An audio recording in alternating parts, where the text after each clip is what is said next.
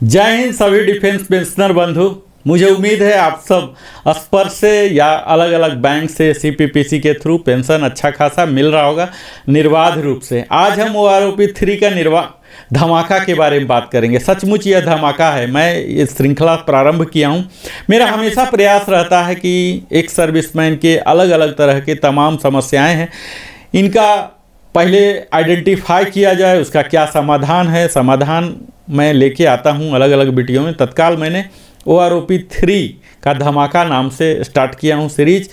यह करीब चौथा पाँचवा वीडियो है। इससे पहले मैं कई चीज़ कवर कर चुका हूँ, लेकिन इस वीडियो में प्रमुखतः मैं कवर करने जा रहा हूँ नायब सूबेदार का पेंशन। ओआरओपी 2 में क्या था, ओआरओपी 3 में क्या होगा, कितने डिफरेंस हैं, क्या एनोमली हैं, ये तमाम बातों पर हम जिक्र करने जा रहे हैं। इससे पहले भी मैं करीब 4-5 वीडियो बना चुका हूं, तो मैं कोशिश करूंगा कि आपको जस्ट एक रिकैप मैं दे दूं ताकि आपको पता लगे।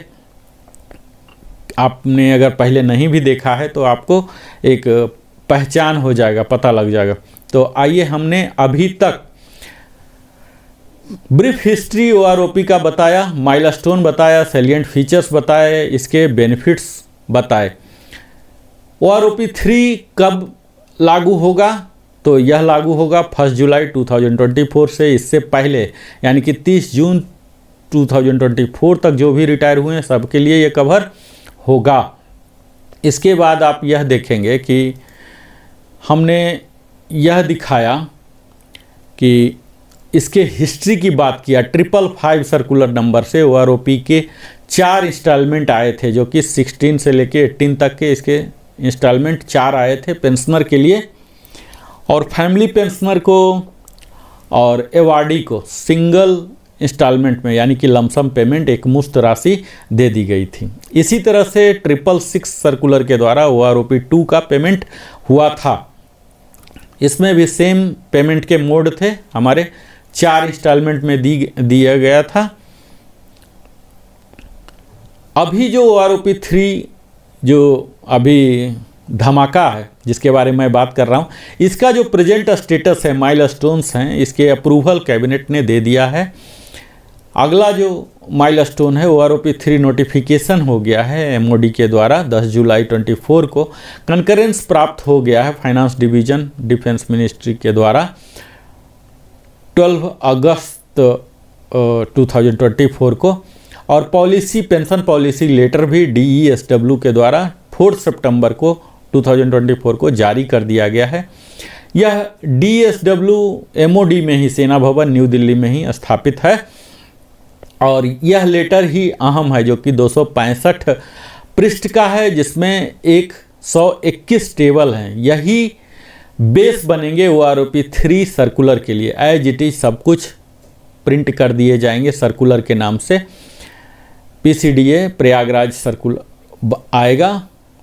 संभवतः अनुमानित मैं बोल रहा हूँ 777 हो सकते हैं, क्योंकि सर्कुलर ओआरओपी 1 का था 555, ओआरओपी 2 का था 666, तो अनुमान किया जा सकता है कि ओआरओपी 3 का 777 आएगा।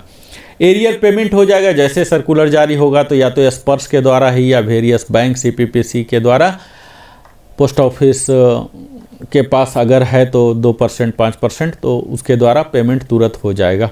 इसके सेलिएंट फीचर्स हमने बात किया, 5-5 साल में होता है, कौन कौन से कवर होते हैं, कौन कौन से नहीं कवर होते हैं, ये सब हमने डिटेल में बताया। एप्लीकेबिलिटी बताया, ये सब कौन कौन से नहीं होंगे। जैसे इसमें नहीं होने वाले में रिजर्विस्ट पेंशन हैं, एक्स ग्रेसिया वाले हैं। यहाँ इम्प्लीमेंटेशन जो हो रहा है ओआरओपी का, चाहे ओआरओपी 3 हो, 2 हो, 1 हो, कोई भी, इसका क्या मेथोडोलॉजी है, तो इसमें प्रमुखतः ये लोग रैंक, ग्रुप और क्वालिफाइंग सर्विस इसी चीज़ को कंसीडर करते हैं। और ये कब का, तो लाइव डाटा होता है 2023 के रिटायरी, यानी कि 2023 में पूरे साल भर 12 महीना जिस क्वालिफाइंग सर्विस से, रैंक से, ग्रुप से रिटायर हुए हैं, उनके मिनिमम वैल्यू मैक्सिमम वैल्यू को एवरेज करके किया जाता है। इसमें कई एनोमलीज हैं जो कि हम लोग को दिखता है। क्वालिफाइंग सर्विस में आप देखेंगे कि बहुत ज़्यादा क्वालिफाइंग सर्विस वाले को भी कम वाले में 3-3 साल के अंतर में भी सेम मिल रहा, कई बार कम भी हो रहे हैं। रैंक में भी हायर रैंक वाले को भी लोअर रैंक के बराबर मिल रहे हैं। इस तरह से कई को आप देखेंगे कि जीरो डिफरेंस हुआ, उनका रिवीजन हुआ ही नहीं। जबकि OROP 3 में क्या होना था, या कोई भी OROP कंसेप्ट जो है यह एक कल्याणकारी योजना है। यहाँ तो सबको बढ़ना ही चाहिए था, चाहे कोई भी लॉजिक लगाएं। जैसे सैलरी हर साल 3% बढ़ जाता है, तो सैलरी का आधा पेंशन होता है 50%, यानी कि 1.5%, और 5 साल के बाद आ रहा, तो 7.5% तो कम से कम सब में इजाफा होना ही चाहिए था। लेकिन कई जगह आप देख रहे हैं कि निगेटिव में भी हो रहा है, जीरो हो रहा है। तो कहीं न कहीं कोई न कोई एनोमली है, इसकी वजह से ये ऐसा हुआ है। इस पर और भी कार्य करना पड़ेगा सरकार के कंसर्न एजेंसी को। तत्काल जो एनोमली है इस पर तो काम करेंगे ही, आगे पॉइंट जाएगा ही धीरे धीरे, और सरकार को करना भी पड़ेगा। हम लोग उम्मीद कर सकते हैं कि हम लोग प्रयास करेंगे। एज इट इज़ अभी हम टेबल को यहाँ दिखा रहे हैं आपके समक्ष। यहाँ टेबल नंबर 7 का ही एक्सटेंशन है। टेबल नंबर 7 को हमने टोटल 14 टेबल में कन्वर्ट कर दिया। उस 14 में से पहला टेबल है सिपाही एंड इक्विवेलेंट का, जिसको कि हमने विस्तार में कवर किया है 6 महीने से लेके 28 साल तक का। यहाँ आप देख पा रहे होंगे, ये सब मैं चर्चा नहीं करूँगा क्योंकि ऑलरेडी मैं पिछले वीडियो में कर चुका हूँ सिपाही के लिए, ऑनरी नायक के लिए, और यहाँ नायक एंड इक्विवेलेंट के लिए सारे 28 साल तक, ऑनरी हवलदार के लिए, हवलदार एंड इक्विवेलेंट के लिए, ये सब मैं कवर कर लिया हूँ। इसके बाद हमने ऑनरी नायब सूबेदार एंड इक्विवेलेंट का भी कवर किया। यहाँ हमने इसके बाद आर्टिफिसर 3-1 जो कि नेवी के होते हैं, यह सब मैंने कवर कर लिया। इस वीडियो में मुख्यतः मैं नायब सूबेदार एंड इक्विवेलेंट को कवर करने जा रहा हूं, क्योंकि यह जो रैंक है इसमें आप देखेंगे काफ़ी लोग कवर होते हैं। एयरफोर्स की अगर बात की जाए तो मैक्सिमम या तो सार्जेंट बन के जाते हैं, या फिर JW 26 साल तक जो जाते हैं, 26 तक 29 तक जो जाते हैं, तो ऑलमोस्ट यही JW बन के जाते हैं या सार्जेंट बन के जाते हैं। तो हवलदार का जो इसके पिछला मैंने वीडियो अपलोड किया था, और ये जो JW वाला है, ये दोनों बड़ा ही अहम है। इसमें अधिकतम लोग कवर हो रहे हैं रिटायर होने वाले। तो आप इसे गौर से देखें, आप कोशिश करें कि आप इसका स्नैप भी ले सकते हैं बीच बीच में, जहां आपको बेहतर लगे, जिस क्वालिफाइंग सर्विस वाले में आप आ रहे हैं। तत्काल मैं आपको एक एक करके बताऊंगा और पूरा एनालाइज भी करूंगा। यहाँ नायब सूबेदार एंड इक्विवेलेंट, जिसके कि JW और CPO नेवी में होते हैं, 0.5 ईयर यानी कि 6 महीने से लेके 10 साल तक। ये तो कोई JW बनेगा नहीं, बनेगा तो जाएगा नहीं, ऐसा होता है। तो यहाँ सारे निगेटिव वैल्यू भी है, तो निगेटिव वैल्यू को चिंता करने की ज़रूरत नहीं, क्योंकि उन्हें जो OROP 2 से जो मैक्सिमम वैल्यू मिल रहा वही मिलेगा। तो इस प्रकार आप यह कह सकते हैं कि यह टेबल अप्रासंगिक है। अगला भी देख लीजिए, 10.5 से लेके 20 साल तक एक्स ग्रुप के लिए सारे निगेटिव वैल्यू है। निगेटिव वैल्यू इफेक्ट में नहीं आएंगे, जो पॉजिटिव वैल्यू OROP 2 का है वही इफेक्ट में आएगा। तो OROP 3 का क्या वैल्यू है, कितना डिफरेंस हुआ, यह करना भी अप्रासंगिक होगा। यहाँ यह देख लीजिए कि वाई ग्रुप में करीब 14.5 तक निगेटिव है या छोटा फिगर है। 15 ईयर्स से इनका बढ़ना शुरू हो गया है। 22578 से 23575 हो गया है, 597 रुपीज़ का इजाफा। 22,900 से 23,175 275 का इजाफा हुआ है। फिगर थोड़ा छोटा ही है, 3 ही डिजिट में है, लेकिन वाई ग्रुप को लिए फिर भी उत्साहित करने वाला है।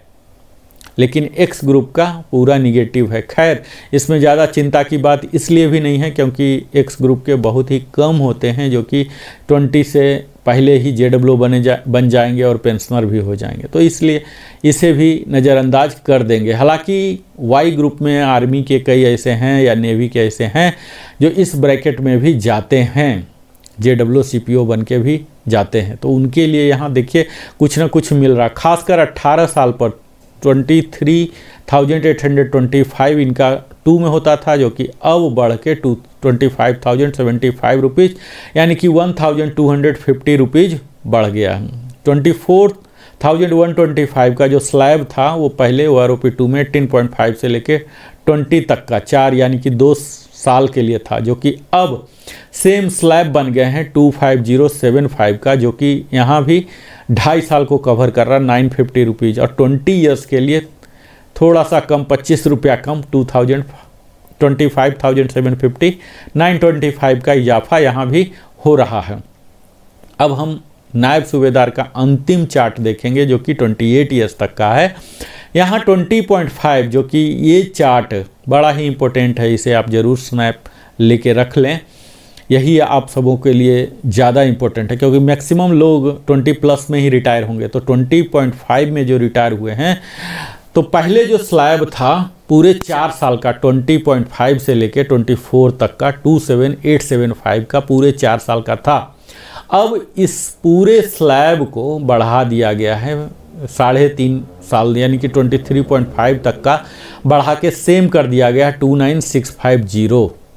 तो इस प्रकार आप देख रहे हैं कि स्लैब में पूरे 1775 का इजाफा दिख रहा। हालांकि इसी स्लैब में कुछ स्लैब ऐसे थे जिनको कि 28800 मिल रहे थे OROP 1 में, तो OROP 2 में वो निगेटिव वैल्यू में थे, इसलिए इफेक्ट में नहीं आया था।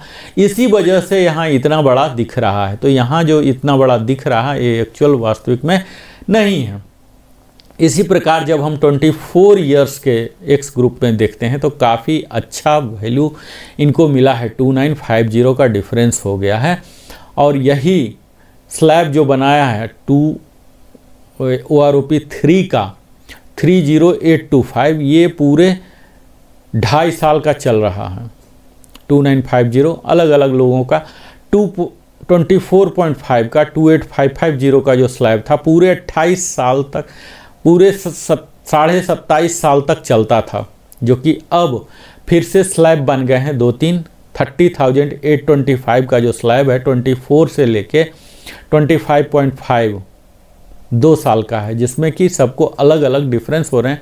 2950 हो रहे हैं 24 वाले को, 2275 हो रहे हैं 25 वाले को, 2275 हो रहे हैं। तो यहाँ आप देख पाएंगे कि काफ़ी इनको लाभ मिला है, खासकर इन्हें 2950 24 इयर्स में। कई लोग ऐसे होते हैं जाते हैं, अक्सर यहाँ पर ज़्यादा जाते हैं 20+3 23 का होता है, फिर 26 का आता है। तो 26 वाले के लिए भी काफ़ी अच्छा यहाँ इजाफा हुआ है।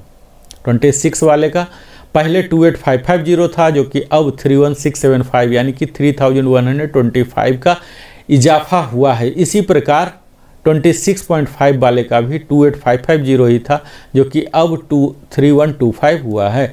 27 वाले का भी 3125 और 27.5 वाले का भी। लेकिन 28 इयर्स वाले का थोड़ा बदकिस्मती है यहाँ, जिनको कि मात्र 2025 का ही डिफरेंस हुआ, क्योंकि ये पहले से इनका ज़्यादा था 29650 था, लेकिन अब इनके समकक्ष कर दिया गया। तो यह तो है एक्स ग्रुप का। इसी तरह से वाई ग्रुप का जो डिफरेंस हम देखेंगे तो वाई ग्रुप में भी अच्छा खासा है, लगभग आप एवरेज कह सकते हैं कि 2000 के आसपास मिल रहा है सबको, एक्सेप्ट 20.5 वाले को 24825 था, जो कि स्लैब यही सेम 24825 20.5 से लेकर 26.5 पूरे 6 साल तक सेम था, जिसमें कि अब 2-3 स्लैब कर दिए गए हैं। इसका पहला स्लैब है 24825 वाला बढ़ाकर 25750 यानी कि 925 बढ़ाया गया। 21 ईयर के लिए 925 बढ़ाया गया, 21.5 के लिए 1300 कर दिया गया। और उसके बाद तो आप कह सकते हैं बड़ा खुशखबरी है, 22 ईयर्स के लिए 2000 कर दिया गया है, 22.5 के लिए 2000 है। और इसी तरह से 2000 का सिलसिला जारी है, क्योंकि यहाँ जो OROP 3 का वैल्यू है 26125 पूरे 3 साल के स्लॉट में चल रहा, यानी कि 21 साल से लेके 24 साल तक पूरे 2000 का इजाफा हुआ है वाई ग्रुप में। तो काफ़ी बेहतर है, खुशखबरी है इन सब के लिए जो पेंशनर है इस ब्रैकेट में। यहाँ भी आप देख लीजिए कि 2075 रुपीज़ बढ़ा है 24.5 वाले के लिए, क्योंकि अब इनका 26900 हो रहा। इसी तरह से यही स्लैब पूरे 2 साल के लिए चल रहा है, 2 साल के लिए, यानी कि यहाँ भी 2075 रुपीज़ का इजाफा हुआ है।